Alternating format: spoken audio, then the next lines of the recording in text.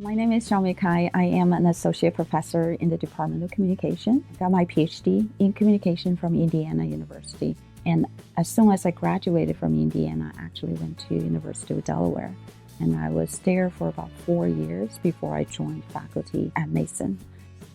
I do have a background in English language and literature, and that was my undergraduate training back in China. After my bachelor's degree in English, I went to grad school in linguistics at Peking University in China. It was there that I started to, it was way back in the 1990s, right? I started to get to, in contact with American media. It was about that time when the Chinese government started to import a lot of blockbuster movies from the United States. It was really eye-opening to watch all these action movies like True Lies and, Speed, Forrest Gump. And really, the experience was so mesmerizing, and it really started, my journey in communication, that I not only realized that I was so moved or so touched by those movies, by the special effects and everything, but everybody around me, all my friends were at the movie theater watching those movies over and over again. It occurred to me this is something powerful. The media has such a powerful effect on people. So that basically intrigued me to pursue something media related. And then I realized, there's a major called communication. So at the undergraduate level, I taught classes like mass communication and theory, taught research methods, for almost every single year. I taught children in media, which is one of my favorite classes, and it's also my research area. I've taught content analysis at a graduate level, and that's my specialty when it comes to research methods. And I also taught the research method classes at a graduate level and media theory class at a graduate level and persuasion classes at undergraduate level as well. I think what I like teaching at Mason, first of all, the students. Mason students are open, and they are very understanding. I feel like I learned a lot from my students, as well as things that I've taught them over the years as well. Came to Mason with I see the diversity of the students made me feel so much at ease. I feel like everybody is from so many different backgrounds, right? I'm just part of you, and you're part of my experience as well. So that's really absolutely the best part of my teaching experience here. I'm going to talk to students about my own career, like my own research journey. It's simply because I came to the United States without knowing any mass communication, even though I wanted to study mass comm, because I was intrigued by the communication, like the movies, right? But when I came to the United States, I realized, I've never watched a single show in the United States. I had no clue who these people are on TV, right? And I've never been on the internet before. But what should I study? Everybody kept asking me, because I was a PhD student, right? What do you want to study? And what did I do instead? I immersed myself in watching all the shows, even the Matlock, Golden Girls, you name it, right? To catch up with the culture. But also I browsed the website and trying to figure out what's going on. And at that time, because to reduce the cultural shock, I went to children's websites, because these are the most lively, dynamic, interactive websites. And guess what? And there I found my passion for research. In the back of your head, you think about, as a researcher, someone who's really studying it. At that time, I was encountering a lot of, I pretend I was a kid, right, interacting on this website. And then I encounter a lot of information collection from the kids on the website. The website will ask you, who's your best friend? Where do you live? Who's the doctor that you visit? What are the questions that you get from the doctors? Can you recommend me some of your friends' names so I can send them tokens so you can play the game?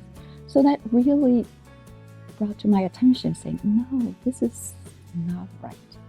So that triggered my concern about children's privacy on the internet, and that really launched my career ever since.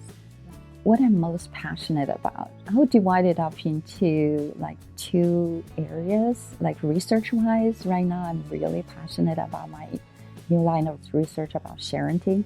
This is parents sharing private information of their children on the internet. It's called sharenting, right? So I'm passionate about learning the psychological mechanism behind parents sharing, like why they share, what motivates them to share. So, we learned a lot about that. And then fundamentally, I would like to, I'm not saying that you shouldn't share. As a proud parent myself, right? So we share interpersonally a lot with, our friends and families about our children. And I do see sharenting, for instance, as something that parents cannot help themselves from doing it.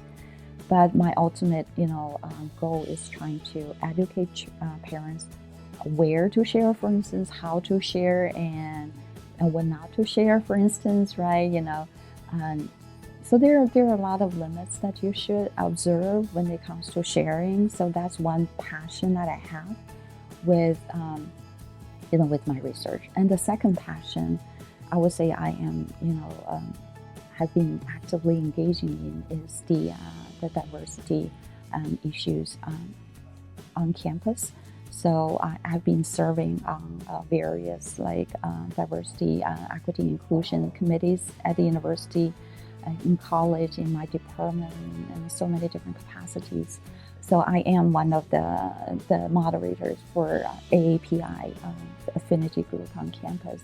I'm really passionate about promoting the presence or the visibility of AAPI faculty and staff at Mason. I am, as a director of faculty diversity, I am at CHSS very passionate about how to create a more inclusive environment within the college, right? So even though my work focuses more on hiring and inclusive excellence plans and implementations within the department, but another big part of that, is how to create a sense of inclusiveness and how to create a sense of belonging among all faculty, staff within the college, right? So that's really because I think the college has given me a lot. Mason has been past 15, 16 years, right? And I reflect my own experience and I can see how I can give back to this community and see how I can help to create a better environment for everybody, basically everybody to work here. One memory that, stood out, I have been the honors director for undergraduate studies.